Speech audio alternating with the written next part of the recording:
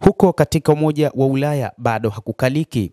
Baadhi ya viongozi wanatuhumiwa kwa baadhi ya mambo, wengine wakionekana kutojali, lakini pia wengine wakionekana kuleta vurugu katika eneo hilo la Umoja wa Ulaya. Sasa rais wa halmashauri kuu ya Umoja wa Ulaya Ursula von der Leyen amesalimika kura ya kutokuwa na imani naye.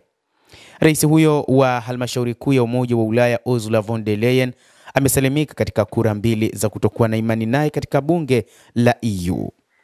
Hoja mbili zilizowasilishwa na wabunge wa siasa kali za mrengo wa kulia wanaojulikana kama wazalendo wa Ulaya na wabunge wa vyama vya mrengo wa kushoto zilishindwa kupata angalau kura 360 zinazowakilisha robo tatu ya kura zote zilizopigwa.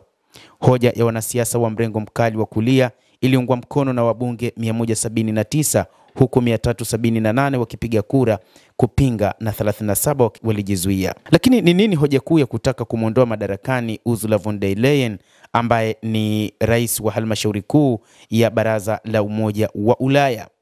Miongoni mwa sababu zilizotajwa ni juu ya hali ya kiuchumi katika eneo hilo la Umoja wa Ulaya, lakini sababu kubwa ni Urusi. Urusi inatajwa kuwa sababu kubwa ya kuivuruga EU ama Umoja wa Ulaya. Hadi sasa bado EU haijafanikisha chochote katika Ukraine, kwa maana haikuweza kutoa msaada mkubwa wa kuweza kumaliza vita na kuishinda Urusi. Na hii ni sababu mojawapo ambayo imetajwa ya kutaka kumng'oa madarakani Ursula von der Leyen.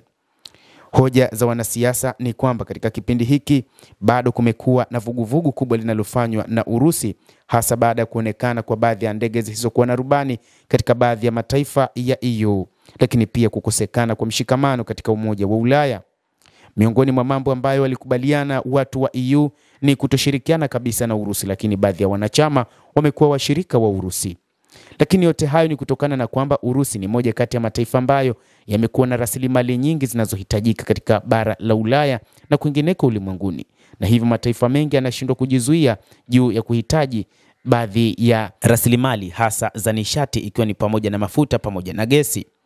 Marekani iliwataka EU kuachana na mpango wa kununua mafuta na gesi kutoka Urusi, lakini hata hili Umoja wa Ulaya imeshindwa kulisimamia, na hata wakati huu bado baadhi ya mataifa yamekuwa yakiendelea na ununuzi wa mafuta pamoja na gesi kutoka nchini Urusi. Mnamo mwezi Julai, rais wa halmashauri kuu ya Umoja wa Ulaya na timu yake walikabiliwa pia na kura nyingine ya kutokuwa na imani nao.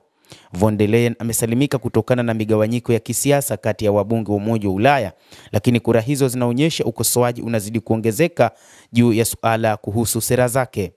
Sasa miongoni mwa sera za EU ni mapambano zaidi na Urusi dhidi ya Ukraine, lakini pia baadhi ya mataifa yakiona kwamba hili huenda likasababisha vita kuu ya tatu ya ulimwengu ikiwa mataifa ya EU yataamua kuingilia kati ama kuelekea kabisa nchini Ukraine kwa ajili ya vita, huku Urusi ikisema kwamba nchi yoyote ambayo itaingiza majeshi yake kwa ajili ya kuisaidia Ukraine basi itakuwa ni sehemu ya mataifa ambayo yatapigwa vita na Urusi, ambapo Urusi itatumia makombora mazito pamoja na aina nyingine za silaha kwa ajili ya mapambano hayo. Mtazamaji wa The World News, endelea kutufuatilia, lakini ni kusitu usisahau kulike, usisahau kucomment, kadhalika na kusubscribe channel yetu hii ili upate habari hizi kwa mapana hapa The World News. Mimi ni Adam Hussein, endelea kuwa nasi wakati wote, endelea kutufuatilia uyajue mengi yanayojiri duniani.